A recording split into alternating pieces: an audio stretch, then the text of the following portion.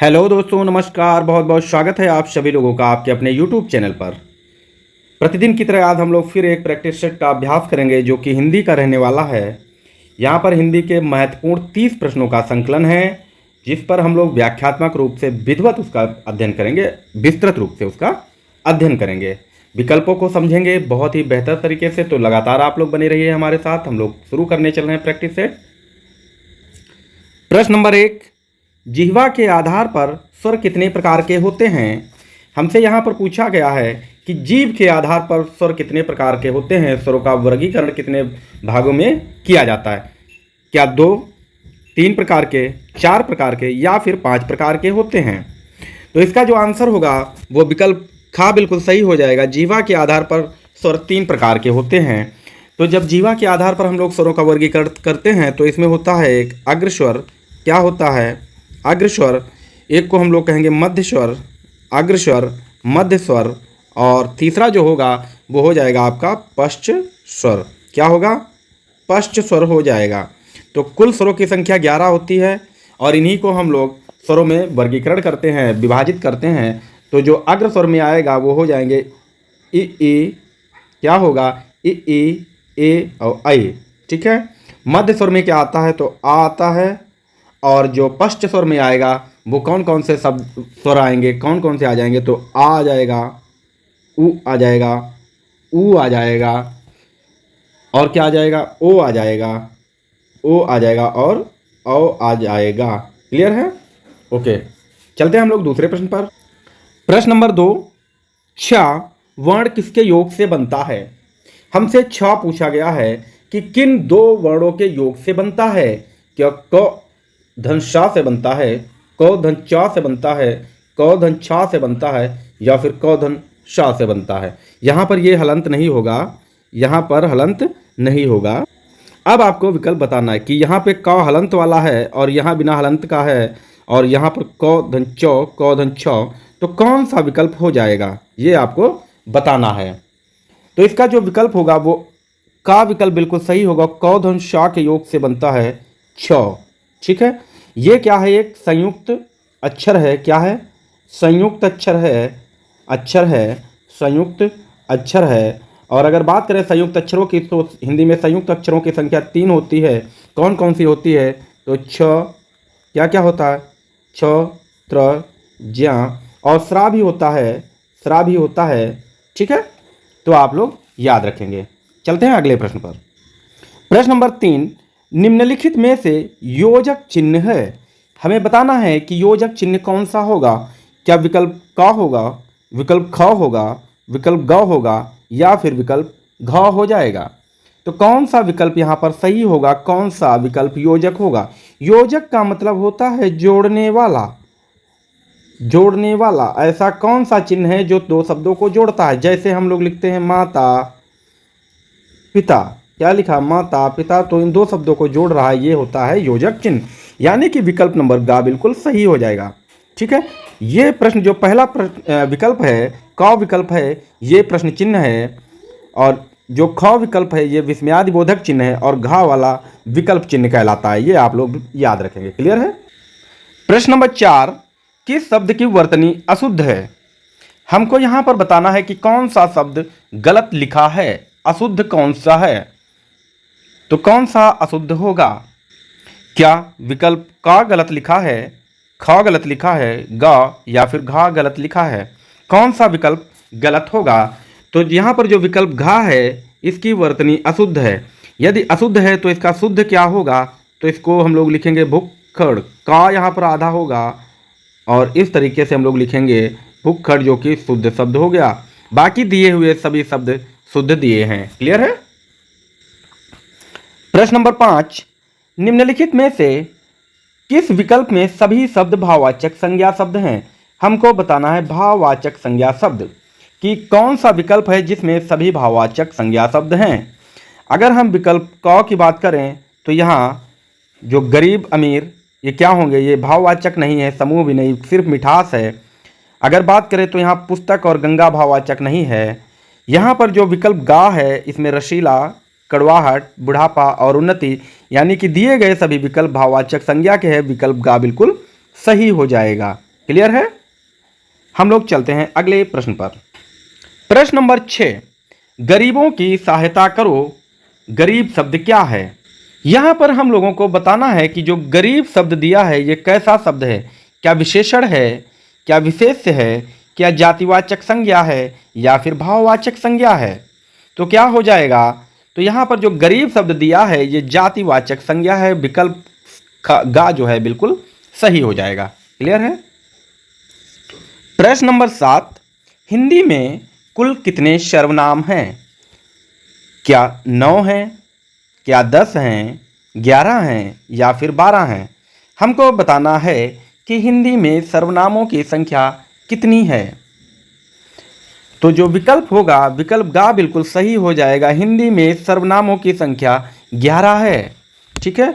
तो अगर पूछा जाए कि कौन कौन से हैं तो हो जाएगा मैं, तू, आप, यह, वह, जो,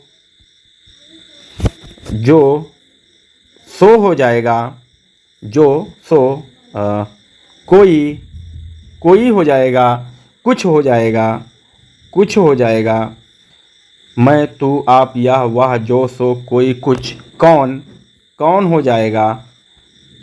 कौन कितने हो गए? 1 2 3 4 5 6 7 8 9 10। कौन और क्या हो जाएगा। कुल 11 सर्वनाम होंगे। क्लियर है? और अगर यहाँ पर पूछ लिया जाए कि सर्वनाम के भेद कितने तो आप बताएंगे 6 हैं। क्लियर है? प्रश्न नंबर 8, निम्नलिखित जोड़ों में से उत्तम पुरुष वाले जोड़ों को पहचानिए। क्या विकल्प क सही है? क्या विकल्प ख तू और तुम सही है? विकल्प गा वह वे सही हैं या फिर विकल्प घा कौन या क्या सही है? तो जब हम लोग पुरुषवाचक सर्वनाम की बात करते हैं, पुरुषवाचक सर्वनाम क्या करेंगे? पुरुषवाचक सर्वनाम की बात करें तो कितने प्रकार के होते हैं? तो आप कहेंगे 3 प्रकार के होते हैं। एक होता है उत्तम पुरुष, ठीक है, उत्तम पुरुष होता है। दूसरा मध्यम पुरुष होता है। क्या होता है? मध्यम पुरुष। और तीसरा जो होगा वो हो जाएगा अन्य पुरुष हो जाएगा, अन्य पुरुषवाचक सर्वनाम। तो यहाँ पर हमसे पूछा गया कि उत्तम पुरुषवाचक सर्वनाम क्या होगा। तो उत्तम पुरुषवाचक सर्वनाम जो होते हैं वो विकल्प का बिल्कुल सही है, मैं और हम। क्लियर है? मैं और हम उत्तम पुरुषवाचक सर्वनाम होगा। और तू और तुम, तू और आप होगा, तुम नहीं होता। तू और आप जो है वो मध्यम पुरुषवाचक होगा और बाकी सभी अन्य पुरुषवाचक हो जाएंगे। क्लियर है? प्रश्न नंबर 9, व्याकरण की दृष्टि से कौन सा शब्द विशेषण नहीं है? क्या भयभीत होगा, क्या निर्भीक होगा, क्या भीरु होगा या फिर भय होगा? कौन सा विकल्प सही होगा या कौन सा शब्द विशेषण नहीं है? तो यहाँ पर भयभीत, निर्भीक और भीरु सभी क्या हैं? ये सभी आपके विशेषण हैं, जबकि भय विशेषण नहीं है। अगर ये विशेषण नहीं है तो क्या है? तो ये विशेष्य हो जाएगा। क्या होगा? ये विशेष्य शब्द है और इसका जो विशेषण बनेगा, वो क्या बनेगा? भय का विशेषण जो बनेगा वो बनेगा भयानक। क्या बन जाएगा? भयानक हो जाएगा। चलिए देखते हैं हम लोग अगला प्रश्न। प्रश्न नंबर 10, गुणवाचक विशेषण के कितने भेद होते हैं? क्या 4 होते हैं, क्या 5 होते हैं, 6 होते हैं या फिर 7 होते हैं? कौन सा विकल्प सही होगा? कितने होते हैं गुणवाचक विशेषण? हमें बताना है गुणवाचक विशेषणों की संख्या। तो यहाँ जो विकल्प गा है बिल्कुल सही है। गुणवाचक विशेषणों की संख्या कितनी होती है? तो बताएंगे आप लोग 6 होती है। कौन कौन से हो सकते हैं? तो कालवाचक विशेषण, स्थानवाचक, आकार होगा, ये गुण होंगे। इसके आकार की बात करेंगे, रंग की बात कर सकते हैं, दशा की बात करेंगे हम लोग और गुण की बात करेंगे। तो ये जो है गुणवाचक विशेषण होंगे। यहाँ जहाँ पर काल होगा, स्थान होगा, आकार होगा, रंग, दशा या गुण, तो वहाँ पर गुणवाचक विशेषण हो जाएगा। क्लियर है? इसके 6 भेद होते हैं। ओके, देखते हैं हम लोग अगला प्रश्न। प्रश्न नंबर 11, निम्नलिखित में से कौन सी क्रिया सकर्मक क्रिया है? क्या हंसना होगा, क्या लिखना होगा, दौड़ना होगा या फिर उठना होगा? कौन सा विकल्प सही होगा? सकर्मक क्रिया का मतलब होता है जब क्रिया का प्रभाव कर्म पर पड़ता है, कर्म पर पड़ता है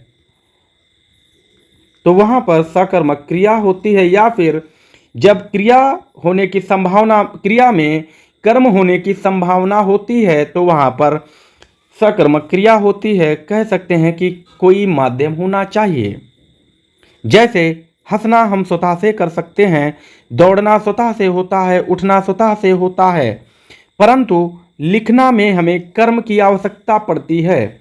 कोई माध्यम होगा तो लिखा जाएगा, जैसे पत्र हो सकता है, पत्र लिखा जा सकता है, या कलम हो सकता है, कलम से लिख रहा है, यानी कि कोई ना कोई तो माध्यम उपस्थित होगा तो वहां पर सकर्मक क्रिया होगा। तो आप कह सकते हैं इसका विकल्प खा बिल्कुल सही होगा, लिखना सकर्मक क्रिया है। क्लियर है? प्रश्न नंबर 12, क्रिया के मूल रूप हैं, यानी कि जो क्रिया होता है उसके मूल रूप को क्या कहते हैं? क्या कर्म होगा, व्याकरण होगा, भाषा होगा या फिर धातु होगा? क्या होगा? तो यहां पर जो विकल्प है, विकल्प घ बिल्कुल सही होगा। क्रिया के मूल रूप को हम धातु कहते हैं। क्लियर है?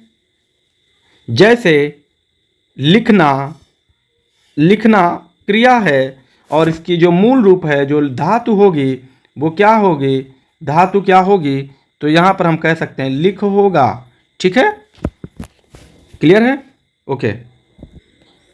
प्रश्न नंबर 13, निम्नलिखित में से अव्यय है।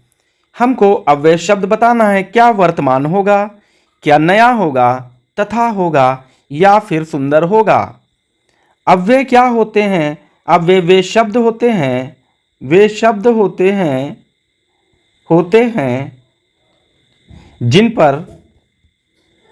जिनका लिंग, वचन, कारक आदि के कारण परिवर्तन ना हो सके। कोई भी जिनमें परिवर्तन ना हो पाए उन्हीं को हम कहते हैं अव्यय। तो यहाँ पर जो शब्द दिए हैं इनमें हम लोग देख सकते हैं कि इनका परिवर्तन होगा या नहीं। जैसे वर्तमान है और यह वर्तमान जब बीत जाएगा तो ये बदल जाएगा भविष्य में, यानी कि काल के अनुसार इस पर परिवर्तन पड़ेगा। नया है, यदि कोई वस्तु पुल्लिंग है तो उसको नया लिखेंगे, यदि इसका लिंग परिवर्तन कर दिया जाए, स्त्रीलिंग होगा तो यह तुरंत परिवर्तित होकर नई में बदल जाएगा। ठीक है? और इसी प्रकार से हम लोग सुंदर का भी परिवर्तन कर सकते हैं। तो इसका जो परिवर्तन कर देंगे तो इसको भाव के अनुसार भी हो जाएगा। जैसे सौंदर्य, सुंदर का सौंदर्य होगा, परंतु तथा का कोई भी परिवर्तन नहीं होगा, यानी कि यह जो है अव्यय शब्द है। तो हमारा जो विकल्प होगा वो विकल्प गा बिल्कुल सही हो जाएगा। तथा अव्यय शब्द है। प्रश्न नंबर 14, निम्नलिखित में पुल्लिंग शब्द है। हमें पुल्लिंग शब्द बताना है। क्या सरसों होगा, क्या मकई होगा, सारस होगा या फिर मूंग होगा? तो यहाँ पर जो शब्द दिया है सारस, विकल्प गा बिल्कुल सही है। ये सारस एक पुल्लिंग शब्द है। जैसे जब इसका प्रयोग करेंगे तो हम क्या कहेंगे कि सारस उड़ रहा है। क्लियर है? और जहाँ रही है लगा है वहाँ क्या है? जैसे सरसों खड़ी है, मकई खड़ी है, मूंग पक रही है। तो यहाँ क्या होगा? स्त्रीलिंग शब्दों का बोध हो रहा है, इसलिए ये सभी स्त्रीलिंग हो गए। प्रश्न नंबर 15, सुबह में चिड़िया चहचहाने लगती है, वाक्य में प्रयुक्त काल पहचानिए। हमको बताना है काल, यानी कि समय बताना है कि सुबह में चिड़िया चहचहाने लगती है। कौन सा विकल्प सही होगा? क्या अपूर्ण वर्तमान काल होगा, सामान्य वर्तमान काल होगा, सामान्य भविष्य काल होगा या पूर्ण भूतकाल होगा? तो यहाँ पर कहा है सुबह में चिड़िया चहचहाने लगती है, यानी कि यह क्या है? लगती है, यानी कि रेगुलर कार्य हो रहा है, वर्तमान का है। और ये कैसा है? तो ये कैसा है? सामान्य वर्तमान काल है। विकल्प खा बिल्कुल सही हो जाएगा। प्रश्न नंबर 16, राजा भिक्षुक को दान देता है वाक्य में कौन सा कारक है? हमको यहाँ पर कारक बताना है कि राजा भिक्षुक को दान देता है में कारक होगा क्या? कर्म कारक होगा क्या? अपदान कारक होगा? संप्रदान कारक होगा या फिर करण कारक होगा? कौन सा कारक हो जाएगा? तो इसका जो विकल्प हो जाएगा वो विकल्प गा बिल्कुल सही हो जाएगा, संप्रदान कारक हो जाएगा। जब किसी वाक्य में देने का बोध हो या फिर दान वगैरह है, दान का बोध, देने का बोध हो, शब्द अर्थ प्रयुक्त, शब्द का जो है देने या दान के अर्थ में प्रयुक्त हुआ शब्द हो तो वहाँ पर संप्रदान कारक होता है। क्लियर है? और वैसे को जो विभक्ति होती है वो कर्म कारक की होती है। ये आप देख पा रहे होंगे कि को जो है वो कर्म कारक की विभक्ति होती है, लेकिन फिर भी यहाँ पर कर्म कारक नहीं है क्योंकि यहाँ पर जो है दान देने का कार्य हो रहा है, इसलिए संप्रदान कारक हो जाएगा। क्लियर है? प्रश्न नंबर 17, निम्नलिखित में तत्सम शब्द है। निम्नलिखित में तत्सम शब्द है। क्या गर्म होगा, नरक होगा, नरम होगा या फिर तीर्थ होगा? कौन सा विकल्प सही होगा? तो यहाँ पर जो विकल्प घा है वो बिल्कुल सही है। तीर्थ जो है तत्सम शब्द है। गर्म तद्भव शब्द है, जबकि इसका जो तत्सम होगा वो गर्म हो जाएगा। इसी प्रकार से नरक जो है इसका तत्सम होगा और नरम का जो है वो नर्म तत्सम हो जाएगा। क्लियर है? प्रश्न नंबर 18, इनमें से कौन सा तत्सम तद्भव का जोड़ा सही नहीं है? हमको बताना है कि पहले तत्सम और फिर बाद में उसी का तद्भव लिखा हुआ जोड़ा कौन सा सही नहीं है। बताना है नहीं है। क्या दधि दही होगा, उष्ट ऊट होगा, नज़र आँख होगा या श्रृंगार सिंगार होगा? कौन सा जोड़ा गलत लिखा है? तो जो गलत लिखा है वो विकल्प गा बिल्कुल सही आंसर दिया है, नज़र और आँख। आँख का जो तत्सम होता है वो होता है अच्छी होता है। आँख का तत्सम अच्छी होता है और जबकि नज़र का जो तत्सम होगा नज़र, नज़र का तत्सम होगा दृष्टि, ये दृष्टि हो जाएगा। श्रृंगार बिल्कुल श्रृंगार का श्रृंगार होता है, परंतु इसकी वर्तनी गलत लिखी हुई है, ये होता है इस तरीके से श्रृंगार। क्लियर है? बाकी सभी जोड़े सही दिए हुए हैं। प्रश्न नंबर 19, प्रतिष्ठा का मूल शब्द क्या है? क्या प्रतिधन ठा होगा, प्रतिधन अस्था होगा या प्राधन तिष्ठा होगा या प्रतिधन था होगा? तो कौन सा हो जाएगा? तो इसका विकल्प खा बिल्कुल सही होगा, प्रतिधन स्था हो जाएगा, जिसमें प्रति जो है, प्रति क्या लगा है, ये उपसर्ग है, प्रति जो है वो उपसर्ग है और स्था इसका जो है मूल शब्द है। क्या है? ये मूल शब्द हो जाएगा। क्लियर है? प्रश्न नंबर 20, अपशकुन का विलोम होगा। अपशकुन का उल्टा बताना है। क्या अशकुन होगा, क्या शकुन होगा, पुण्य होगा या फिर पावन होगा? कौन सा इसका विकल्प सही होगा? तो अपशकुन का जो विलोम होगा वो आपका शकुन हो जाएगा। विलोम विकल्प नंबर खा बिल्कुल सही दिया हुआ है। क्लियर है? प्रश्न नंबर 21, चपल का विलोम शब्द होगा। तो चपल का कौन सा विलोम होगा? क्या गंभीर होगा, क्या वाचाल होगा, चंचल होगा या फिर उद्यमी होगा? कौन सा विकल्प सही होगा? तो चपल का जो विलोम होगा वो गंभीर हो जाएगा। विकल्प का बिल्कुल सही है। अगर हम वाचाल की बात करें तो वाचाल का विलोम मूक होगा, वाचाल का विलोम मूक होगा, जबकि चंचल का विलोम अचंचल हो सकता है, होगा, अचंचल होगा या फिर स्थिर हो जाएगा। क्या होगा? स्थिर हो जाएगा। चंचल का मतलब चलायमान। वहीं अगर बात करें उद्यमी, तो उद्यमी का विलोम जो होगा वो आलसी होगा। क्या होगा? तो आप कहेंगे आलसी होगा या फिर निरुद्यमी होगा। निरुद्यमी हो जाएगा। क्लियर है? प्रश्न नंबर 22, अश्व का पर्यायवाची नहीं है। हमें बताना है कि अश्व का पर्यायवाची नहीं है। क्या तरंग होगा, क्या घोटक होगा, घोड़ा होगा या फिर है होगा? तो अश्व का मतलब घोड़ा होता है, यानी कि इसके पर्याय कौन कौन से हैं? तो अश्व का घोटक, घोड़ा और है पर्याय है, जबकि तरंग इसका पर्याय नहीं है। तो इसका जो विकल्प होगा वो का विकल्प सही होगा। अगर तरंग इसका पर्याय नहीं है तो फिर क्या होगा? तो फिर क्या हो जाएगा? तो तरंग का मतलब होता लहर, क्या होगा, लहर होता है। क्लियर है। जबकि अश्व के अन्य सभी ये पर्यायवाची दिए हैं। इसका एक और पर्यायवाची होता है घोड़े का, उसको हम लोग तुरंग कहते हैं और बाज भी कहा जाता है। ठीक है। लहर को लहर, तरंग और बीच भी कहते हैं, बीच। ठीक है, बीच भी कहते हैं, उर्मी कहते हैं, क्या कहते हैं, तो उर्मी भी कहते हैं। ये आप लोग इसका याद रखेंगे। प्रश्न नंबर 23, अनिल और अनल का सही अर्थ देने वाला शब्द है। हमको बताना है कि जो अनिल शब्द है, अनिल का अर्थ क्या होता है और अनल का अर्थ क्या होता है। तो यहाँ इनके पर्याय दिए हुए हैं। क्या वायु और अग्नि जोड़ा सही होगा, क्या अग्नि और वायु होगा, हवा या पानी होगा, या फिर आग और पानी होगा। तो क्या होगा इसका, तो आप याद रखेंगे कि अनिल का अर्थ होता है वायु, यानी कि इसको हम लोग वायु कह सकते हैं, हवा कह सकते हैं। जबकि अनल का अर्थ होता है, यानी कि पर्याय होता है, आग होता है, अग्नि होता है। ठीक है, हुतासन भी होता है, हुताशन भी होता है। तो इसका क्या हो जाएगा, तो वायु और अग्नि हो जाएगा, विकल्प का बिल्कुल सही हो जाएगा। क्लियर है। प्रश्न नंबर 24, पावन शब्द का संधि विच्छेद होगा। हमको संधि विच्छेद बताना है कि जो शब्द पावन दिया है, क्या पाधन वन होगा, क्या पोधन वन होगा, पौधन वन होगा, या फिर पौधन अन होगा। कौन सा विकल्प सही होगा, तो इसका विकल्प जो है वो घा विकल्प बिल्कुल सही हो जाएगा। इसका हो जाएगा पौधन अन, जो है इसका विकल्प सही है। और यह अयादि संधि है। इसमें कौन सी संधि है, तो अयादि स्वर संधि का उदाहरण है, स्वर संधि यहाँ पर हो जाएगी।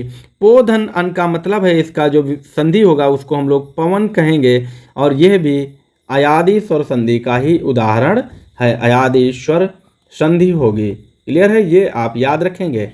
ठीक है, हम लोग देखेंगे अगला प्रश्न। प्रश्न नंबर 25, मिश्र वाक्य है। हमको बताना है मिश्र वाक्य। क्या उसने अपना घर लुटा दिया, विकल्प का होगा, क्या विकल्प खा होगा, सूरज उगने पर कुहासा फट गया, या फिर उसके पास जो कुछ था वह खो गया, विकल्प गा होगा, या फिर उसका सब कुछ खो गया, विकल्प घा होगा। कौन सा विकल्प हो जाएगा।